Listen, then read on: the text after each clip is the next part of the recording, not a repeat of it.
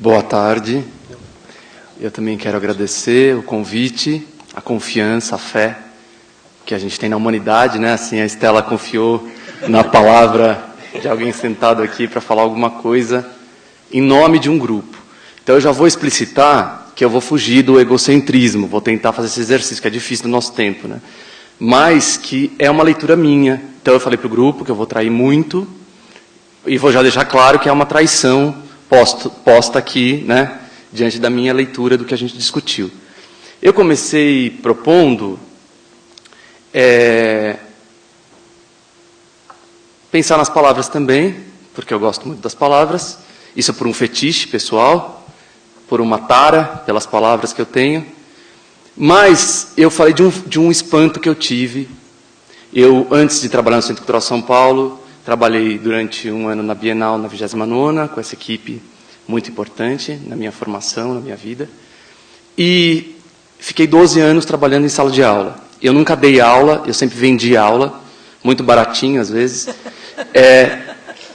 E um dia eu me espantei profundamente com um menino, que sempre disse isso, mas eu nunca tinha ouvido, que ele virou, depois que eu apresentei um texto chamado Um Apólogo, do Machado de Assis, ele virou para mim e falou assim: "Ô, professor, nada a ver." E eu me espantei, eu entrei em choque. Porque eu nunca tinha escutado nada a ver. Porque nada a ver significa muita coisa. Significa que aquilo que eu falo não tem nada a ver. Não dá para ver nada. Então eu propus isso ao grupo, que a partir desse espanto a gente pudesse fazer uma conversa. Foi incrível, todo mundo falou muito. Aí eu fiquei ouvindo bastante também para tentar ver como que isso acontecia nas pessoas, porque isso é um espanto meu, pessoal. E foi muito gostoso, muito boa a conversa. Passou rapidinho, né? Tava bom lá, tava bem gostoso. Se falar. E então a gente passou a falar muitas coisas. A primeira coisa que surgiu foi a outra palavra que tinha na estrutura da frase, que era o nada. Muita gente também, acho que passou por aí, então eu não vou ficar falando muito disso, mas houve uma fala até que o nada é um apelido para alguma coisa que a gente não sabe o que é.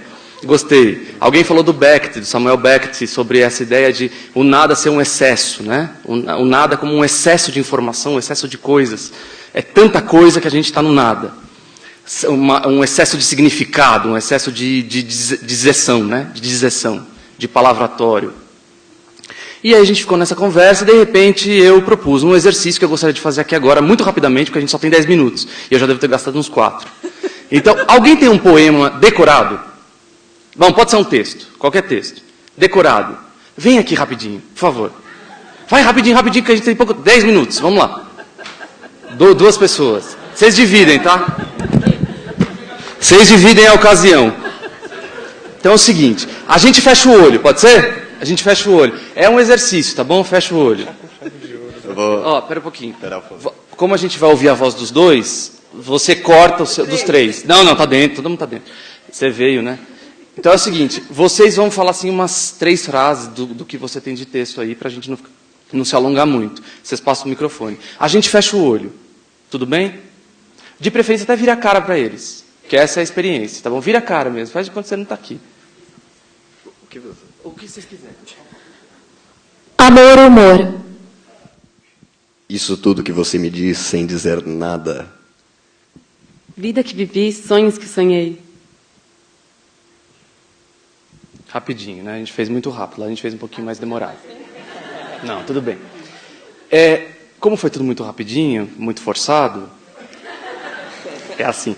Eu queria só que vocês descrevessem. Vocês olharam para alguém quando vocês falavam o texto? Alguém olhou dos 3? Não, eu olhei para o todo. E olhou para o todo. Teve alguma sensação esquisita, assim, de falar o texto com o olho fechado para as pessoas? Era para fechar o olho? Não, para eles. Eles fecharam. Olharam as pessoas com o olho fechado. Não, deu tempo disso? Nem deu tempo. Foi muito rápido. Hoje eu não consegui ver. Foi muito, muito... A distância atrapalhou e tal. Bom, a gente fez esse exercício lá, a gente estava um pouquinho mais pertinho. Só, isso aqui é a título de ilustração, né? Valeu, obrigado. Valeu. Ela arrumou-me agora. Então, lá a gente fez um pouquinho mais demorado, mas porque a gente entrou numa discussão que era a seguinte. A Denise falou do texto da Maria Zambrano, né? E eu trouxe um texto da Maria Zambrano, por coincidência, num livro dela chamado O Sonho Criador.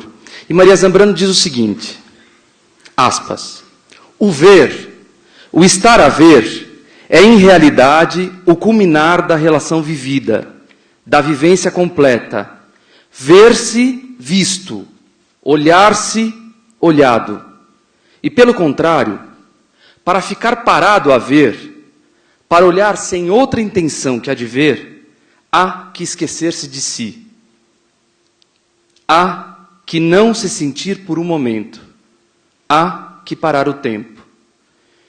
Então, a gente entrou numa discussão, e aí surgiu rapidamente um caso da Bruna. Bruna, por favor.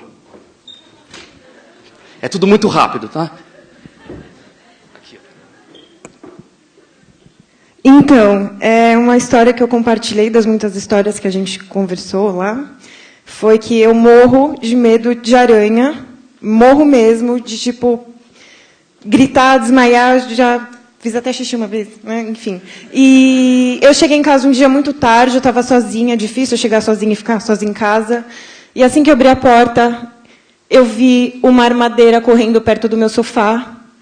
E assim que eu percebi que ela também me viu, eu pensei, agora alguém vai ter que morrer. E não ia ser eu, porque como é que eu ia dirigindo, enfim, para muito longe. E é isso. Valeu, Bruna. Então, com essas ilustrações, que aqui foi tudo ilustração, a gente pensou o seguinte, com a minha tradução e minha traição. Todo mundo sabe quando aquele que fala não sabe o que diz. Portanto, todo mundo sabe, quando a coisa nos olha, a gente escuta. Quando a coisa não nos olha, a gente finge que está ouvindo. Então era isso que a gente discutiu.